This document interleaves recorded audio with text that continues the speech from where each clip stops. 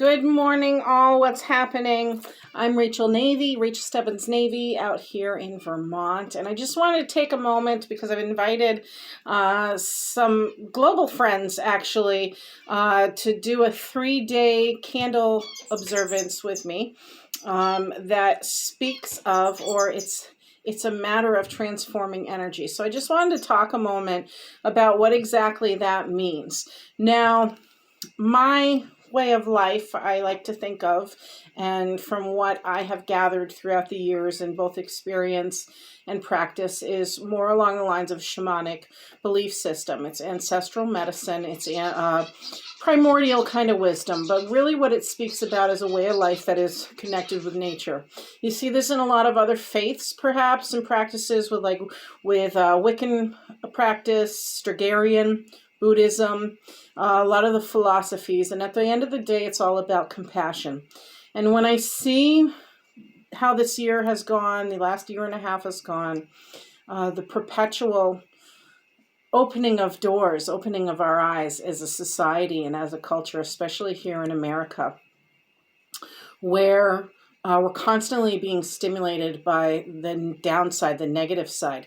I take into account, number one, that those things are being opened up and those things are being loudly presented to us now as kind of a catalyst to healing, as a way of both the earth and mankind recognizing what's dysfunctional in our lives and in our beliefs and in our day-to-day practices.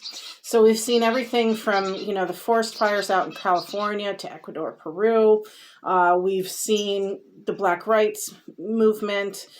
We've seen women's issues come to light again. We've seen this president who, for whatever your belief is in the American democracy, really have an upheaval of what it has done to our culture and our society at large.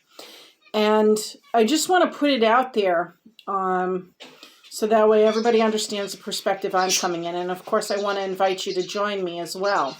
That when universal energy, as I have come to know it, when universal energy is recognizing our own individual spirits, from the smallest ant to cell to plant to human, whatever the molecule, it's looking at it from a perspective of light. So in essence, spirit only sees light. Spirit only sees the good side. It acknowledges that there's trials and tribulations in life. But at the end of the day, all it has left is that essence of light. This is how I've come to understand it.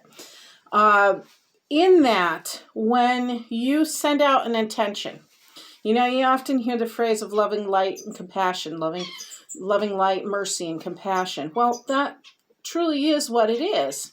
When we look at molecules and energy, is there not, a moment of light in that transaction, that exchange of chemistry there that happens when, you think of a car engine, there's the pistons going, and again, that bang moment is a burst of energy, it's a burst of light.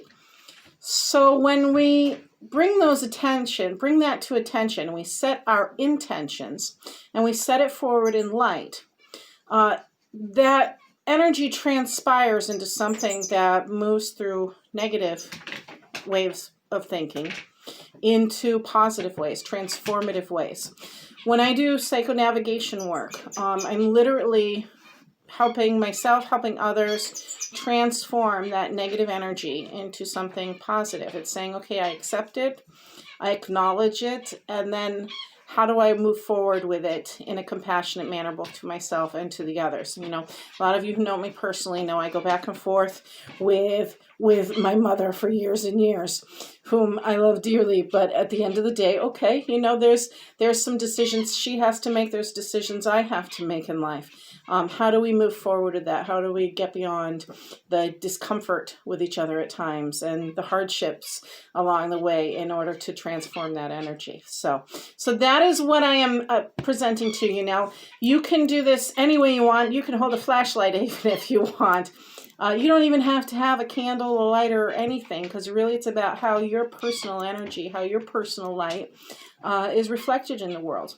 And so I'm calling you all to attention now, because I for one, am very tired of turning on the news or turning on this TV, or, you know, having friends disheartened by it, having children disheartened by it, having to, you know, isolate, seeing loved ones and seeing colleagues in the medical community really struggle and be stressed, overtaxed with what their experiences, especially with COVID. So now I think so many of us along the way already have been making these healing energies known. You know, we've been working with light energy. We've been working with the universe and the spirits to guide us. So I think it's, you know, now more than ever, as we go into this transitional period, especially here in the States, that we meet it with respect, that we meet it with compassion. Because what we don't want to do is keep feeding that negative energy, keep low vibing, right? So that way the problem continues to get worse. So now I'm saying, okay, you know, if I'm one person to help facilitate many, I'm happy to do that. And what I am challenging all of us to do, I think I may do this for quite a bit longer, but as of tonight at 7 p.m., and for each night forward, for at least the next 3 days, I'm willing to, you know, publicly appear and do guided energy work with you all, guided light observance with you all, where, hey, maybe it's as simple as lighting a candle, maybe it's having a bonfire in your backyard, maybe it's simply you sitting and being present and visualizing that light energy of healing and compassion. Because what I really strongly feel now at this time, both in my personal life and what I'm kind of being nudged to do as a healer, is forward that to you all. So I hope that helps. I hope you will join me. And perhaps I'll see some of you at 7 p.m. tonight. And if you can, bring a candle. It's real simple. I remember my grandmother, you know, doing this on the streets of Brattleboro or Burlington, and it's a peaceful observance is what it is. So let's make change, and let's do it subtly, and let's do it with all the kindness we can muster in order for things to improve in our lives. So blessed be all. Take care. Hope to see you then.